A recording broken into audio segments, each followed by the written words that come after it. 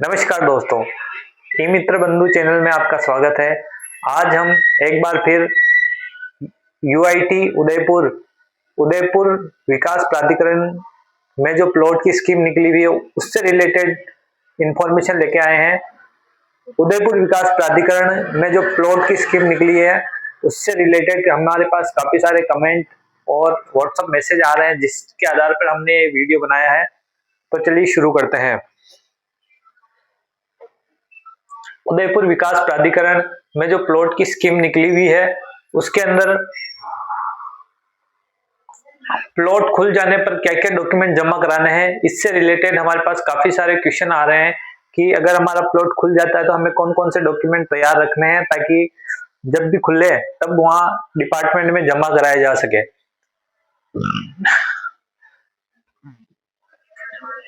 आपको जो डॉक्यूमेंट जमा कराने हैं वो शपथ पत्र एवं सक्षम अधिकारी द्वारा जारी मूल निवास प्रमाण पत्र। आपको मूल निवास प्रमाण पत्र जमा कराना है। मूल निवास प्रमाण पत्र कैसा होता है वो हम आपको यहाँ दिखा देते हैं। इसके अलावा आपका वोटर आईडी या आधार कार्ड, आधार कार्ड सबसे बेस्ट है, आप आधार कार्ड भी जमा करा सकते हो। मूल निवास के साथ आधार कार्ड और वार्षिक आय प्रमाण पत्र भी जमा कराना है। आय प्रमाण पत्र की जगह आप आईटीआर भी जमा करा सकते हो। बाकी आय प्रमाण पत्र एक 4 पेज का बनता है, वो आपको ये स्क्रीन पर दिख रहा होगा, वो आपको बनवाकर नोटरी वगैरह करवा के जमा कराना है। इसके अलावा जिन का आरक्षण का लाभ लिया है, जिन कैंडिडेट ने आरक्षण का लाभ लिया है, चाहे एससी एसटी का हो चाहे गवर्नमेंट कर्मचारी का हो, किसी का भी अगर आपने आरक्षण का लाभ लिया है तो आपको आरक्षण से रिलेटेड डॉक्यूमेंट जमा कराना होगा। इसके अलावा आवेदन फॉर्म में आवेदक को आधार कार्ड नंबर या आधार कार्ड नहीं होने की स्थिति में उसकी रसीद जमा करानी होगी, और जब भी आपका आधार कार्ड बन जाए तब आपको उसकी ओरिजिनल आधार कार्ड की फोटोकॉपी जमा करानी है। अब हम आते हैं प्लॉट निरस्त होने के संभावित कारण क्या है। हमें काफी सारे कमेंट्स आ रहे हैं कि किस किस वजह से प्लॉट निरस्त हो सकता है, तो हम एक करके यहाँ जानेंगे। लॉटरी के पश्चात लॉटरी में सफल आवेदकों की पात्रता जांच की जाएगी। जिनके भी पास लॉटरी में आवंटित भूखंड निरस्त किया जाकर संपूर्ण राशि जब्त कर ली जाएगी।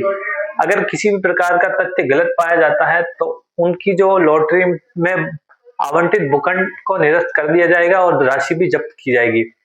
एक ही व्यक्ति द्वारा एक योजना में एक से अधिक आवेदन करने पर, अगर आपने एक से अधिक आवेदन किए हैं तो आपका फॉर्म रिजेक्ट हो जाएगा। यानी कि जो 3 स्कीम निकली हुई है, 3 में से एक के अंदर एक ही आवेदन करना होता है, और अगर आप चाहें तो तीनों में एक एक आवेदन कर सकते हैं, पर एक स्कीम के अंदर एक ही आवेदन करना होता है। इसके अलावा यदि आवेदन आय वर्ग के अनुरूप न किया हो, अगर आपने आय वर्ग के अनुरूप आवेदन नहीं किया तो भी आपका आवेदन निरस्त हो सकता है।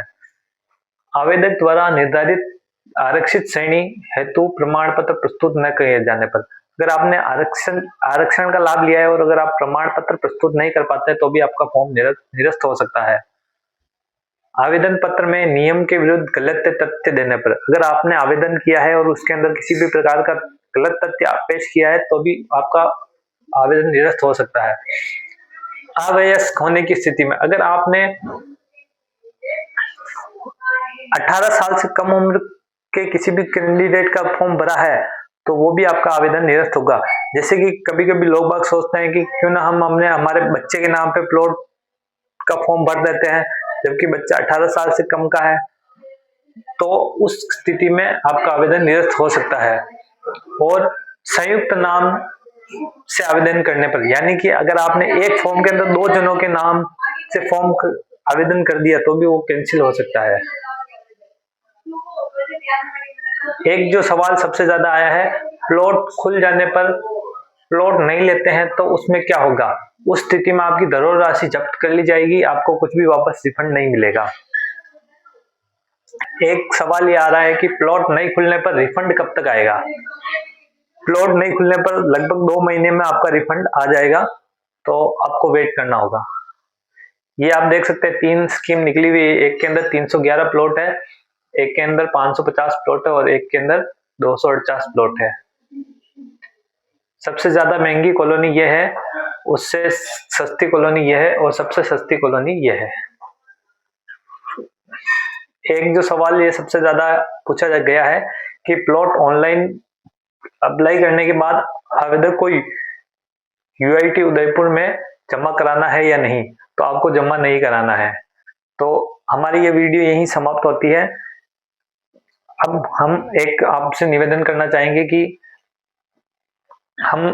अगर आपने को हमारी वीडियो पसंद आई तो यहाँ क्लिक करके लाइक कर सकते हैं और उन सभी कैंडिडेट को शेयर कर सकते हैं जिन्होंने प्लॉट में फॉर्म भरा है। यहाँ क्लिक करना होगा और आप यहाँ से शेयर कर सकते हैं, व्हाट्सएप के जरिए शेयर होगा। अगर आपका कोई सवाल है तो आप यहाँ कमेंट करके पूछ सकते हैं और आपको चैनल को सब्सक्राइब करना ही है, यहाँ पे क्लिक करके आप सब्सक्राइब कर सकते हैं। अगर आप मेंबरशिप लेना चाहते हैं तो हमारे यहाँ क्लिक करके मेंबरशिप ले सकते हैं। और आपको अगर वीडियो में कुछ पसंद आया है और सुपर थैंक्स भेजना चाहते हैं तो यहाँ पे क्लिक करके सुपर थैंक्स भेज सकते हैं। अगर आप हमें फाइनेंशियली सपोर्ट करना चाहते हैं तो ये हमारा QR कोड है, इसको स्कैन करके आप हमें पैसे भेज सकते हैं। अगर आपको किसी भी प्रकार का कंसल्टेंसी चाहिए प्लॉट से रिलेटेड तो हमारा ये व्हाट्सएप नंबर है, यहाँ इस पर आप मैसेज करके हमें कोई भी जानकारी पूछ सकते हैं। परंतु आपको ये ध्यान रखना है कि सिर्फ व्हाट्सएप मैसेज ही करना है, कॉल नहीं करना है। मैसेज और ये करने से पहले आप सुनिश्चित कर लें कि आपने सुपर थैंक्स भेज रखा है या फिर आपने मेंबरशिप ले रखी है। हम सिर्फ उन्हीं को कंसल्ट कर पाएंगे जिन्होंने हमारी मेंबरशिप ले रखी है या फिर हमें सुपर थैंक्स भेज रखा है।